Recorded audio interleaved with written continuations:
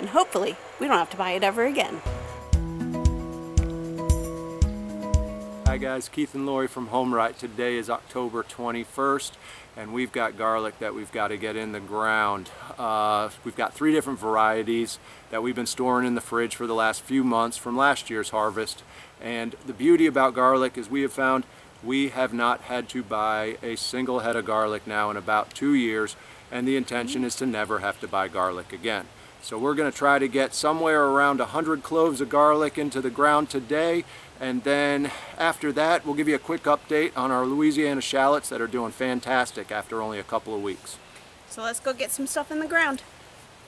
So our goal is to never buy garlic again.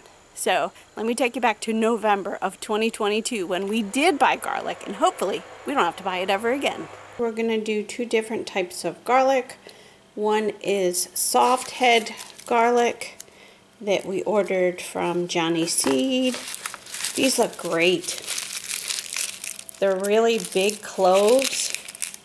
And then we also ordered elephant garlic. Alright, I got all 35 of the garlic in the bed, covered with straw hay. Now I still have several of these left over. I gotta figure out where I'm going to put these. I'll probably put these in between my tomatoes. So I only have 2 bulbs of the elephant garlic, so I'm putting 5 in each bed. I have 5 in this back bed and 5 down there. Now for planting these, really easy. All I do is open up your spot, dig down in, since these are big bulbs, push it down in.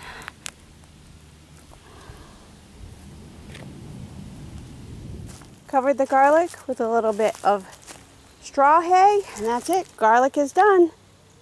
So after planting all the garlic in November, we kind of let the garlic just sit there and do its thing. We did water it on occasion, but since we thought it was so easy, we did go out and buy some grocery store garlic, and we planted those cloves throughout the garden in several different places. I didn't videotape that, so in spring we went back to harvest the garlic.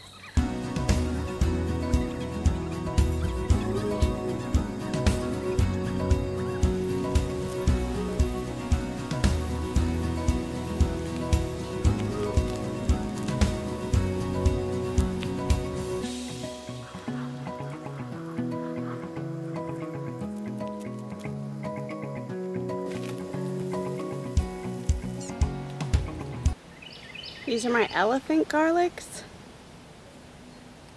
and these are my grocery store garlic bulbs. Here's a side-by-side. Elephant garlic, grocery store garlic. I'm out in the garage. Here's my rack of all the grocery store garlic, white garlic, and on this side here I'm hanging my elephant garlic. It's August 24th, and I am taking the garlic and putting it into the refrigerator. This is elephant garlic with the corms, grocery store garlic, some white garlic, and then this is our garlic, which basically was grocery store garlic from the year before. So part of the reason why we are putting these in the refrigerator is because we're down in the south and our temperatures don't get cold enough. So my understanding is it needs to go into the refrigerator for about 6 to 8 weeks. So we're going to pop these in the refrigerator for pretty much 2 months before they get pulled out and planted. So one more thing I should point out is we're using paper bags to store these in the refrigerator because we want some really good airflow for the garlic. We don't want to put them in like a plastic container where the garlic may mold or develop mildew or stuff like that. We definitely want the garlic to still be able to breathe. So now you know the history. Now let's get back to today.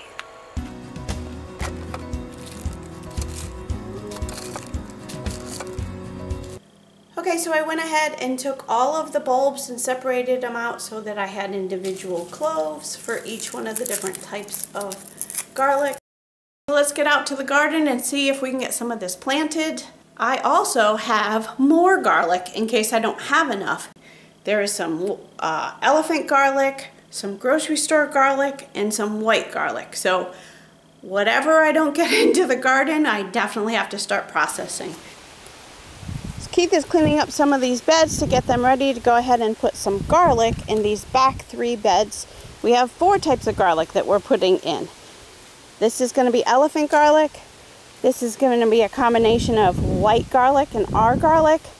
And that's going to be grocery store garlic. So this is the elephant garlic with some of the corms. And I just set it up so that we could actually see where each one of the emitters are. And I placed an elephant garlic next to the emitter. So in this bed, what I'm actually going to do is I'm going to dig down a little bit.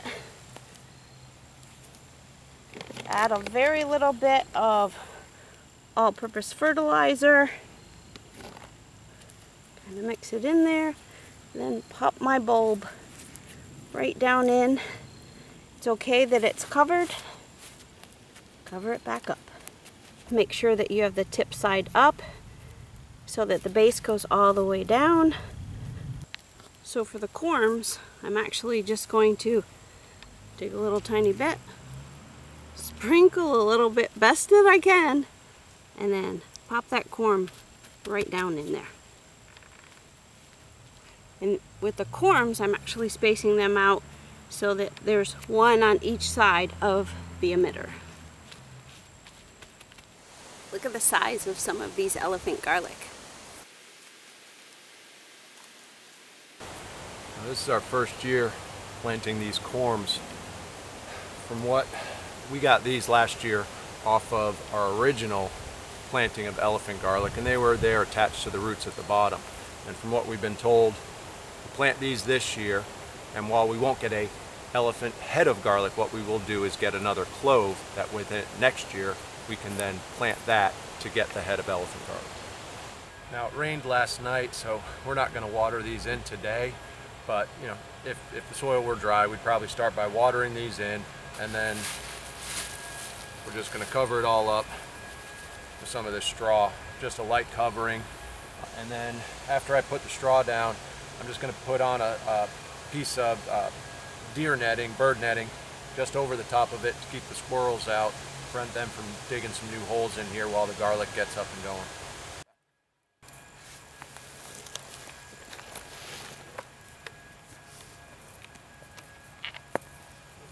That bed's done. Let's go on to the next bed. Okay, in this bed we're putting our garlic, which was grocery store garlic that we originally bought not last year, but actually the year before last year. And these cloves have actually gotten pretty big. So I'm really pleased with some of these grocery store garlics. These are soft neck garlics. So I'm going to do a whole row of our grocery store garlic in the back here, and then in the front 2 beds is the white garlic that we got from Johnny Seed last year. The spacing of these we're going to do a little bit tighter than we did with the elephant garlic. If you can see the holes that we put down here with the emitter, we did 6 inches but 2 rows on each side of the drip line. So it's a little bit closer, but that's okay. The garlics might be a little bit smaller, but I think that's still going to work for us. This is the last bed we're doing, and this is the grocery store garlic, and we actually have 2 different sizes. There's a lot of small ones and a lot of big ones, but we're going to go ahead and start with the big ones and then put the small ones in. So actually in this bed we're doing the spacing just a little bit different, just to compare with what we did in the previous bed and this bed. This bed we did a spacing of, we didn't follow the emitters, but we ended up just spacing out the garlic, so there's about 36 in this bed, equally spaced out using a diagonal pattern. In the previous bed we ended up putting in 54 based on setting it up exactly to the 6-inch drip line emitters. So we wanted to see the spacing. If we spaced it different, does it change the size of the garlic that we get? So this garlic that we got from the grocery store was organic garlic. all 3 beds are complete. We've put some straw and a little bit of netting over the top just to keep the squirrels out for now. With the raised beds done, it looks like we have some extras. So we're going to start a couple of grow bags and throw some of the garlic into the grow bags. For the garlic, we're going to use just some 3-gallon grow bags. That should be more than enough. And in every grow bag that we use, whether it's for potatoes, the peanuts, the turmeric, we're going to go and start with just about a 1/2 inch to 3/4 of an inch of some wood chips that I had shredded up last year. These seem to work great, especially in a grow bag. It retains the moisture. Once we go to harvesting, we're going to find that these wood chips have all decomposed into the soil. So now for our soil blend, it's 1/2 triple shredded mulch and 1/2 of a soil blend I pick up at the supply store. And that soil blend from the supply store is a mix of dirt and compost, 50-50.